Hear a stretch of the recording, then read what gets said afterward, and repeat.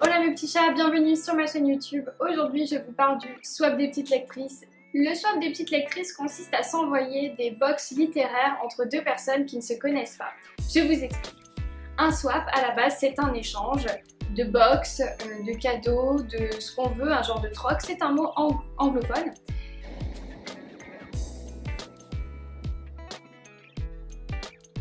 J'ai donc décidé de dériver le swap en des box littéraires. Alors je ne dis pas que c'est moi qui ai eu l'idée, hein, ça existait déjà.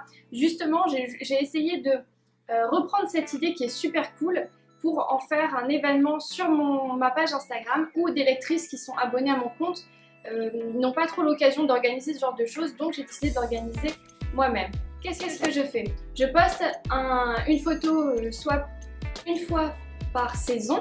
Donc au mois de mars pour le printemps, au mois de juin pour l'été, au mois de septembre pour l'automne et au mois de décembre pour l'hiver. Une fois que toutes les lectrices se sont inscrites, je récupère leur adresse et je les mets dans un tableur où je vais attribuer des numéros. À ce moment-là, je vais tirer au sort des numéros et en fait les lectrices vont se combiner en binôme.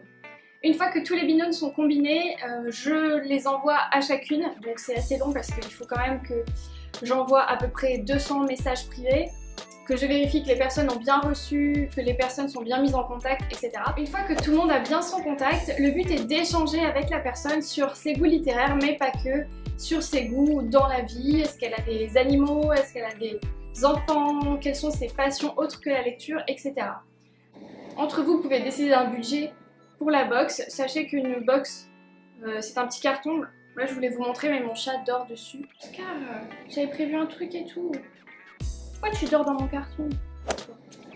Le budget vous pouvez le décider ensemble, c'est-à-dire que si vous avez envie de vous échanger un livre, 2 livres, 3 livres, des livres de poche, des livres brochés, des livres d'occasion ou pas du tout. Le but est quand même d'avoir un livre dans la box, hein, c'est le concept. Moi je vous propose un budget qui est de 20 à 30 € avec les frais de port. Sachez que les frais de port sont assez chers puisque passant par la poste, vous en avez selon le poids pour 6 à 8 €, c'est quand même cher dans la France, je parle. Le premier week-end de mars, je lance le swap de printemps et c'est avec grand plaisir que je vous invite à vous inscrire sous le post de ma page Instagram. Vous avez donc une semaine pour vous inscrire et à partir de là, les inscriptions seront closes. Je vous attribuerai donc un binôme. L'idée, c'est vraiment de pouvoir échanger avec des personnes qu'on ne connaît pas. C'est-à-dire que les réseaux sociaux aujourd'hui ont tendance à nous éloigner de la réalité, nous éloigner de nos communautés. C'est vrai que moi, par exemple, je ne vais plus du tout à la bibliothèque municipale. Pourtant que c'était quelque chose que je faisais enfant, alors peut-être parce que j'ai grandi, mais aussi peut-être parce que toute la découverte que j'avais autour du monde du livre, je le fais via les réseaux sociaux aujourd'hui. Pourquoi diaboliser les réseaux sociaux alors qu'on peut en faire un outil extra pour se rencontrer et se retrouver?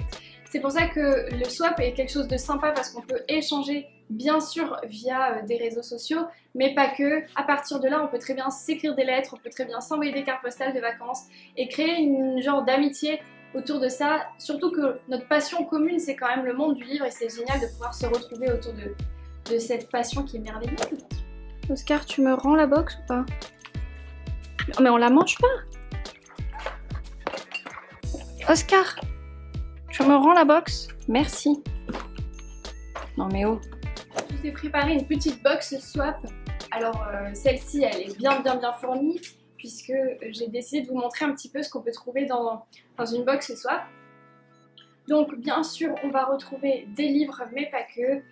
Selon les thèmes, on peut être tout à fait inspiré. Par exemple, sur le thème de l'hiver, on va pouvoir retrouver des petites choses comme un mug, des petites douceurs, évidemment des bougies et pourquoi pas à thème. On a souvent du thé, on n'a jamais assez de thé de toute façon. De la papeterie, donc masking tape, des petits crayons par exemple.